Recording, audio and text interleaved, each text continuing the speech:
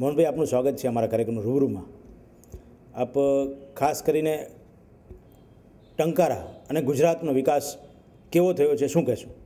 ખાસ કરીને પહેલી વખત જ્યારે હું ધારાસભાની ચૂંટણી લડ્યો ત્યારે ગામડાની અંદર એટલી કપરી પરિસ્થિતિ હતી કે ગામડાની બહેનો દીકરીઓ સવારે 4 વાગે ઉઠી અને પાણી માટે વલખા મારતા હતા.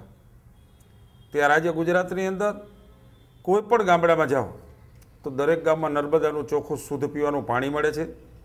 એથી આગળ વધીને કોઈથી ગામડાના લોકો કલ્પના પણ નહોતી કરી કે ગામડાની અંદર ગટર યોજના હોય, ગામડાની અંદર સિમેન્ટના રસ્તા હોય, ગામડાની અંદર ઘરે ઘરે પીવાની પાણીની પાઇપલાઇન હોય.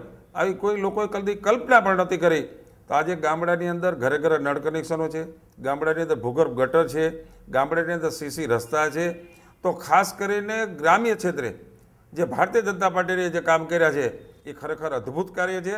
અને હજી આથી વિશેષ કાર્યો ને વધારે વિકાસ થવાનો છે, એમાં કોઈ શંકાને સ્થાન નથી. બીજા નંબરની અંદર ગામડાની અંદર મને સાંભળ્યો જ્યારે હું ભણતો ત્યારે અમારા ગામડાની અંદર શાળાના ઓરડા પણ નહોતા. એક લીમડાના ઝાડ નીચે બેસી અને અમને શિક્ષકો ભણાવતા. પૂરા શિક્ષકો ન હોવાના કારણે ગામડાના વિદ્યાર્થીઓને શિક્ષણ મળતું નહોતું. તેના કારણે એના વાલીઓ ભણવા પણ છોડાવી દેતા હતા અને ખેતી અને મજૂરી કામે લગાડતા હતા. આજે ગામડાની અંદર કોઈ પણ ગામમાં જાઓ તો પૂરતા શાળાના ઓરડા હોય, પૂરતો શિક્ષણનો સ્ટાફ હોય. અહીંયાથી ને આગળ વધીને અત્યારે 21મી સદીમાં જ્યારે આપણે પસાર થઈ રહ્યા ત્યારે દરેક ગામડાની શાળાની અંદર કોમ્પ્યુટર લેબ, જે ગામડું નાનામાં નાનું ગામ હોય અહીંયા શાળા હોય, એ ગામડાની સ્કૂલની અંદર જાઓ અને કોમ્પ્યુટર લેબ આપણને જોવા મળે.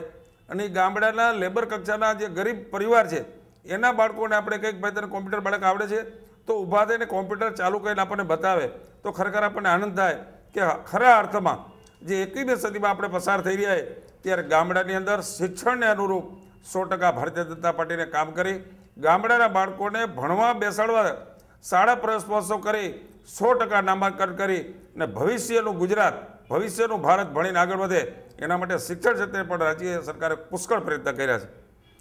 ખાસ કરીને ગામડાની અંદર પહેલી વાર અમે ધારાસભા લડ્યા અને ગામડામાં જે લોકોની એક જ ડિમાન્ડ હતી કે અમને ખાલી વારું કરી અને સવારે વહેલા ઉઠી 2 ટાઈમ અમને લાઇટ મળે ને આવું અમને થાય તો સારું. તો લોકોની કલ્પના પણ એવી નહોતી કે અમને 24 કલાક ગામડે વીજળી મળે. એના મનની અંદર તો સાંજે વારું કરવાના લાઇટ મળે અને સવારે વહેલા ઉઠીને ઢોરા દોવાના હોય આવા ટાઈમે લાઇટ મળે તો પણ એને સંતોષ માનતા હતા. એની જગ્યાએ ભારતની અંદર એક જ રાજ્ય એવું છે કે છેવાડાના ગામડાની અંદર 24 કલાક ગામડાની અંદર 3 ફેઝ પાવર મળે છે. એના કારણે જ્યોતિગ્રામ યોજના અને ગુજરાતના મુખ્યમંત્રી આદરણીય નરેન્દ્રભાઈએ જે અદ્ભુત કાર્ય કર્યું છે એનાથી જ્યોતિગ્રામમાંથી પણ ગ્રામ્ય લોકો ખુશ છે. અને એથી આગળ વધીને ગામડાના જે જમીનની અંદર પાણીના તળ ઊંડા વયા ગયા હતા અને છેલ્લા 10 વર્ષની અંદર ગામડાની અંદર વરસાદનું પાણી વહી જતું દરિયાને અંદર રોકવાના પ્રયત્ન કરી અને દરેક ગામડામાં ચેકડેમો બનાવ્યા, તળાવો ઊંડા કર્યા. એના કારણે વરસાદનું પાણી રોકાવાના કારણે જમીનના તળ પણ ઊંચા આવ્યા છે. આ જમીનના તળ ઊંચા આવવાના કારણે જે ગુજરાતની અંદર ડાર્ક ઝોન હતો, આ ડાર્ક ઝોન ઉઠ્યો હતો એનું મુખ્ય કારણ એક જ છે કે વરસાદનું વહી જતું પાણી રોકી અને જમીનના તળમાં ઉતારી અને જમીનના તળને ઉપર લાવવાના રાજ્ય સરકારે પ્રયત્ન કર્યા છે. એક કોઈ પણ ગામડાની અંદર આજથી 15 વર્ષ પાછળ જાઓ, ગામડામાં કોઈ રાત્રે કોઈ બીમાર પડ્યું હોય અને જો શહેરમાં એને લઈ જવાનું હોય તો ગામડામાં ભાગી એકાદો મોટરસાઇકલ હોય ને એ કેરોસીનથી ચાલતું હોય. તો આજે કોઈ પણ ગામડાની અંદર જાઓ એક પણ ઘર એવું ન હોય કે જેના ઘરની અંદર હોન્ડા મોટરસાઇકલ હોય. દરેક ગામડામાં જાઓ કે 5 ઓછામાં ઓછી 4 વ્હીલ ગાડી ન હોય એવું પણ એક પણ ગામ નથી. અને ખાસ કરીને ગામડાની અંદર આધુનિક ખેતીના કારણે દરેક ગામડાની અંદર ટ્રેક્ટરો પણ પુષ્કળ પ્રમાણમાં ખેડૂતો વસાયા છે અને આધુનિક ખેતી કરવાના સાધનો પણ ખેડૂતોએ પુષ્કળ પ્રમાણમાં વસાવ્યા છે. એના કારણે આપણે કહી શકીએ ગ્રામ્ય ક્ષેત્રે કૃષિ મેળાઓના કારણે અને પશુ આરોગ્ય મેળાના કારણે ગામડાની અંદર ખૂબ જાગૃતિ આવી છે. પશુપાલન ક્ષેત્ર હોય કે ખેતી ક્ષેત્ર હોય, આધુનિક ખેતી કરવાના પ્રયત્નના કારણે ઉત્પાદનની અંદર જે 2001ની અંદર ગુજરાતનું કૃષિ ઉત્પાદન 9,000 કરોડ હતું એ આજે આપણે 96,000 કરોડે પહોંચ્યા છીએ. આને આપણે કહી શકીએ ખરા અર્થમાં વિકાસ છે. લોકોને વિકાસ દેખાય છે પણ અમારા સામેના મિત્રોને વિકાસ નથી દેખાતો. કારણ કે જે ગામડાની અંદર આજથી કરીને 10 વર્ષ પહેલાં જે આપણે જમીનના ખેતીની જમીનના ભાવો જુઓ તો 5,000 10,000 રૂપિયા વીઘાનો જમીન હતી. આજે 5,10,000 રૂપિયામાં વીઘો જમીન નથી પડતી. એનું કારણ શું કે 10 વર્ષમાં આટલા બધા ભાવ જવાનું?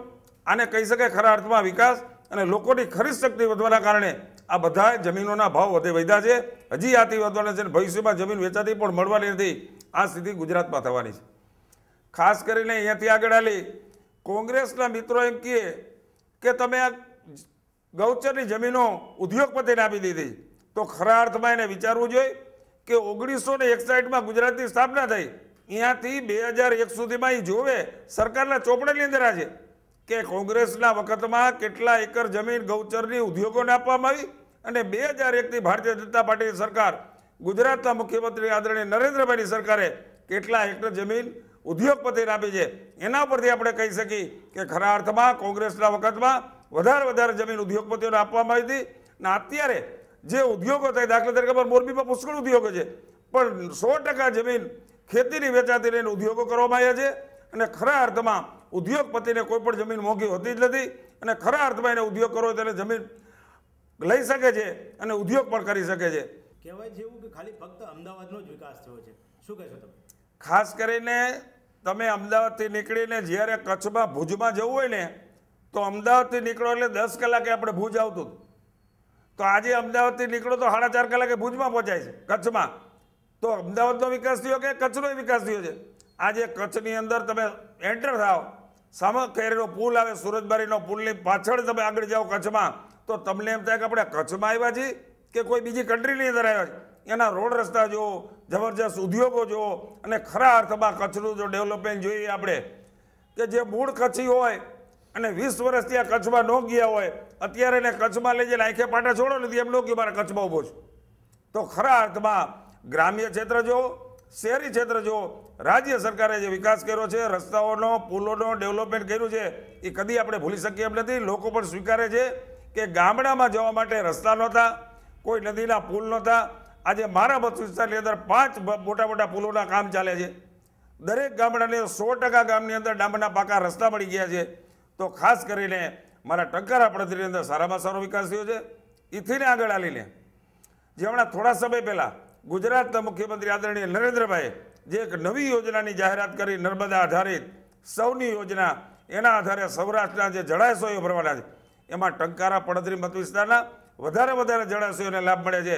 અને ભવિષ્યની અંદર આવતા વર્ષોની અંદર ગુજરાતની અંદર કોઈથી દુષ્કાળ ન પડે, એમાં સૌરાષ્ટ્રમાં 100% ન પડે એવું ભવિષ્યનું પ્લાનિંગ જે કરવામાં આવ્યું છે, એનાથી સૌરાષ્ટ્રના લોકો પણ ખુશ છે અને મારા મત વિસ્તારના લોકો પણ ખૂબ ખુશ છે. વિકાસની વાતોને આગળ વધારીશું એ પહેલાં લઈએ એક નાનકડો વિરામ.